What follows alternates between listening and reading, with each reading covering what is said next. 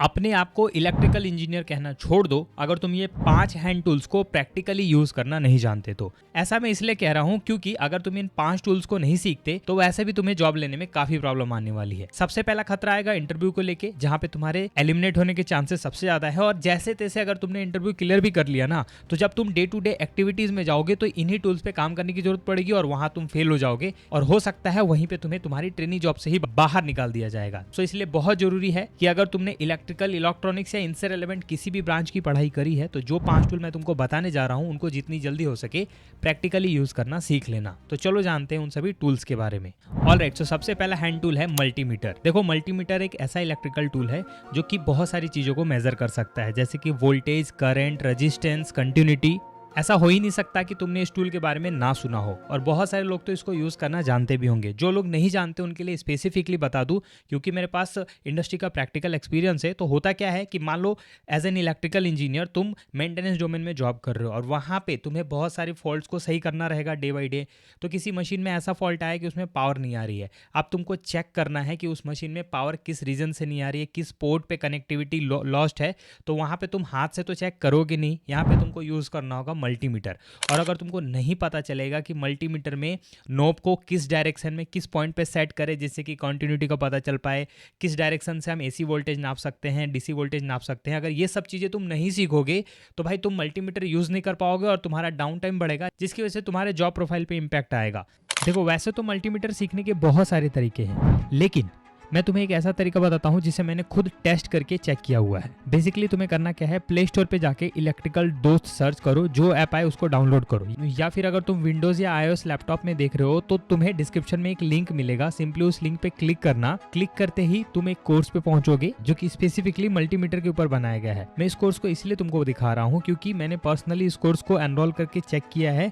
इनका पढ़ाने का तरीका काफी कमाल का है, और सबसे बड़ी बात जानते हो क्या, ये सिंपल और बिगनर फ्रेंडली है। और इसके अंदर केवल थ्योरी नहीं बल्कि उन चीजों पे फोकस किया गया है जो कि प्रैक्टिकली तुम्हें कंपनीज में जरूरत पड़ने वाली है। क्योंकि तुम बेसिक से सीखना स्टार्ट कर रहे हो ना, तो ये कोर्स तुम्हारे लिए बेस्ट रहेगा। वैसे तो इस कोर्स की कीमत 600 रुपए है, बट एक सरप्राइज दूं, मुझे टेलीग्राम पे ना एक कूपन कोड मिला AB20।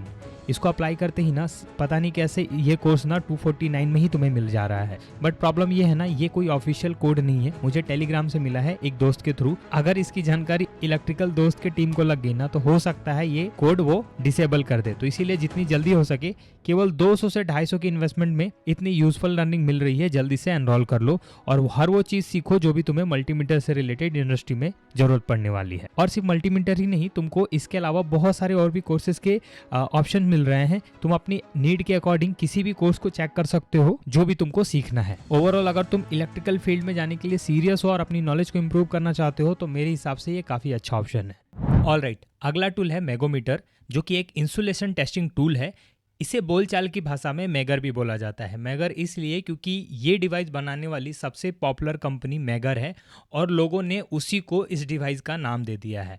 हालांकि बाय वर्क ये एक इंसुलेशन टेस्टिंग मशीन है। अब जिन्हें इंसुलेशन का नहीं पता, अगर आपने कभी वायर देखी होगी तो वायर के अंदर जो कॉपर या फिर जो भी कंडक्टिव मटेरियल डाला होता है उसके ऊपर जो कोटिंग करते हैं प्लास्टिक या रबर की, उसे हम इंसुलेशन कहते हैं। सो ये टूल बेसिकली लीकेज करंट या यूं कह लें कि किसी भी डिवाइस के इंसुलेशन क्वालिटी को चेक करता है। अब आप बोलोगे सर रेजिस्टेंस तो हम मल्टीमीटर से भी चेक कर सकते हैं, तो हमें मैगर की क्या जरूरत है। तो देखो भाई, मल्टीमीटर जो है ना बहुत सारी चीजों को चेक करने के लिए बना होता है, जैसे कि मैंने बताया। बट जो मैगर होता है वो स्पेसिफिकली इंसुलेशन रेजिस्टेंस के लिए बना होता है। वैसी जगह पे जहां पे हमें प्रिसाइज काम करना होता है, सेफ्टी के पॉइंट ऑफ व्यू से हमें एक्यूरेट लीकेज करंट का पता लगाना होता है, वहां पे हम मैगर यूज करते हैं। और मोस्ट कॉमनली इंटरव्यू में इससे रिलेटेड सवाल पूछा जाता है। अब जिनको लीकेज करंट नहीं पता उनको ब्रीफ में बताऊं तो, जैसे कि एक पाइपलाइन होती है, उसमें से अगर छोटा सा कोई लीक हो जाता है तो वहां से पानी बाहर की ओर फ्लो करेगा। वैसे ही इलेक्ट्रिसिटी के साथ भी सेम है, अगर इंसुलेशन वीक होगा तो कुछ करंट बाहर की ओर फ्लो होगा, जिसकी वजह से इलेक्ट्रिक शॉक लगने का खतरा होता है,